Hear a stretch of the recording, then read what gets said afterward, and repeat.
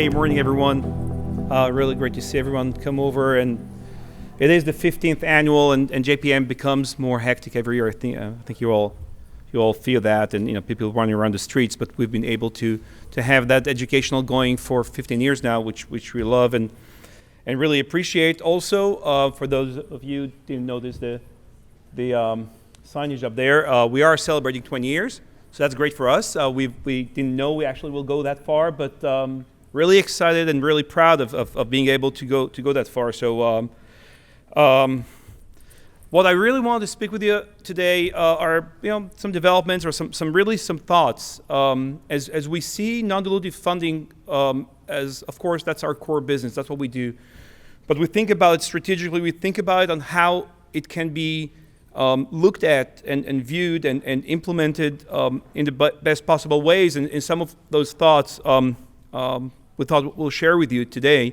So I'll just start very quickly for those of you who don't know FreeMind. We have been around for 20 years.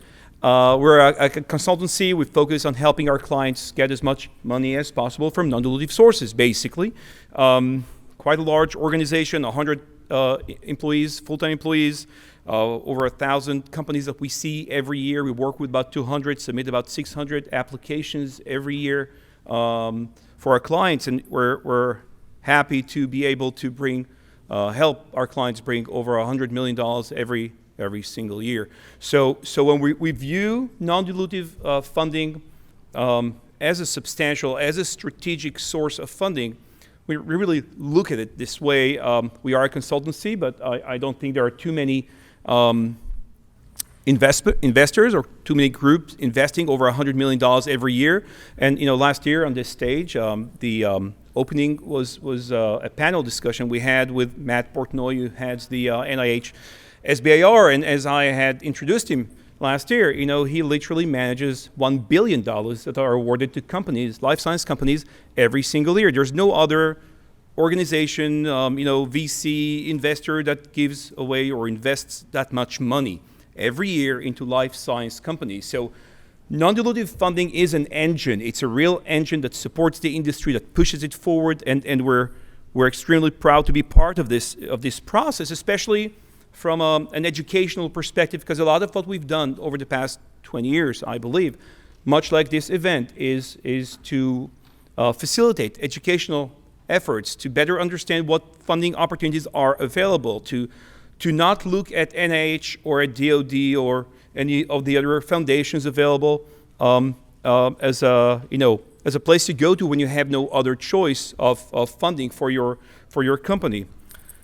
So what really we're about strategically, and still are, and for the longest time have been, is an organization that believes that non-dilutive funding should be looked at as a strategic source of funding, and therefore not as a single-shot lottery ticket approach. Let's submit an SBIR, hope for the best, but really put our focus on VCs or others. Not to say that getting money from private investors is bad. It's absolutely wonderful, but this must be looked at as just as strategic, just as important, and being treated on a process, methodological, and systematic way to maximize potential, because there are so many different opportunities out there. There are so many different ways of getting there, of presenting a story, of presenting different narratives of the very same research objectives you're going to do. And so how you write an application, how you identify the funding opportunity, and how you assemble them to a multi-submission strategy is crucial, and that's exactly what we're trying to help our clients with. But the core of this all is the review process. Once an application is submitted, you're done. And literally, the absolute top researchers in the world, in every field of research, life science oriented, of course, will be reviewing those applications. They'll be looking at it. They will review them and score them and give you feedback. And for the longest time at FreeMind, but I think everywhere else as well, we've seen that process of going through the review as something you have to go through to get the money. No, the money is really the objective. Well, in recent years, we've started to see that the process of review itself has great value, regardless of the end result of getting or not getting the funding. And so what we had found about 5 years ago, researched for many years, 3, 4 years, and now we're starting to implement, is the notion that the review process itself has great value, indicative value, of identifying the best new technologies, that we're able to actually identify best companies based on that process. Having hundreds of clients and thousands of applications submitted, we were able to do a lot of research, and actually we've conducted statistical analysis of our entire database. And we had found that a combination of the review score, the score you get on submitting an application, getting the feedback, etc., plus our understanding internally at FreeMind of what the company is, how well they work under rigorous conditions and their pipeline and future, etc. So putting those two elements together, and I'll elaborate on those later, you put them together, you create a formula that is actually indicative of the future potential this company may have. We had found statistically significant correlation between this formula, the scores you get, and how well a company will do business-wise. And again, I'll elaborate on that momentarily, but what we've done with this understanding in the past 6 to 12 months is really two things. We still focus primarily, our core business is still non-dilutive funding, trying to get to the end point of money coming in to our clients from NIH, DoD, et cetera. But also now, today, we know we can use the process itself to better understand which companies we can support even further. And based on that, we have established FreeMind Investment, which is a standard venture capital firm. That will follow, we expect to launch in the second quarter. We have substantial commitments already from strategic as well as financial investors into LPs, into the fund. And we will follow the very same formulation. So the process of getting a review, a score from the NIH, from DoD, actually will serve as the major catalyst, pushing us forward towards possible investment into a company. Now, as we were raising the money for the fund, we spoke with many of the bigger players, the strategic players in the marketplace. A couple have invested into the fund, most have not. All were intrigued. All were looking into a way to validate technologies and companies that are under the radar, that I don't know well enough, and where an analyst looking into them for a couple of months is just not going to do. And most of them have signed up to what we have referred to now as FreeMind Group Strategic Network, a network of these players looking to identify new technologies to partner with, to collaborate with, new companies to work with, based on this formulation. So we believe that the way to look at non-dilutive funding is far greater than just a means to an end, just to get the funding at the end of the road.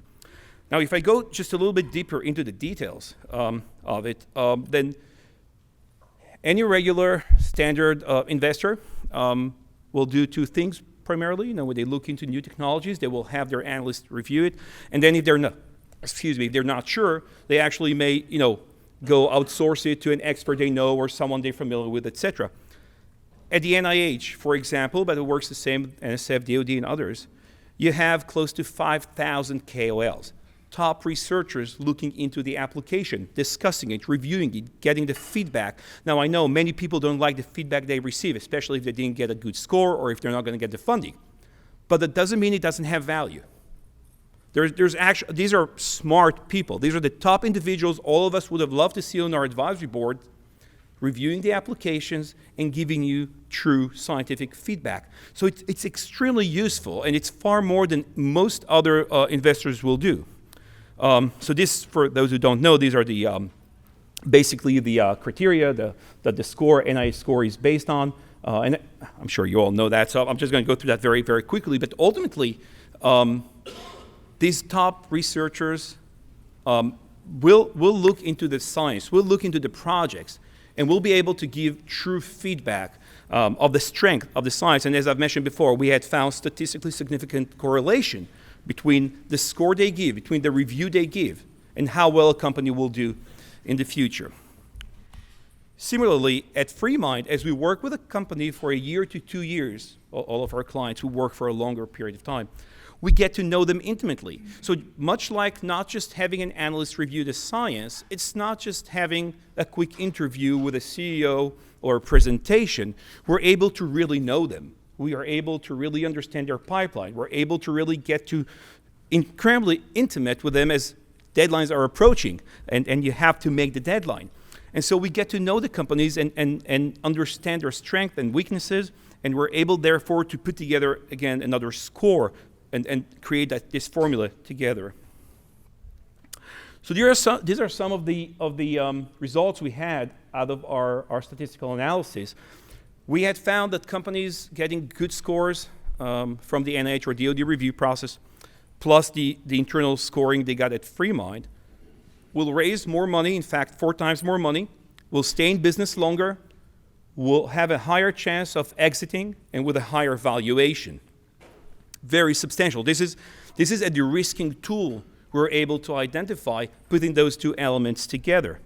If you look at this graph, you'll actually see that the red dots represent companies that got a score compared to the blacks that did not, that were unscored. And then this line here represents the 3.5 internal FreeMind score we had found to be the flip point, where companies will do better reaching 3.5 or more out of 5.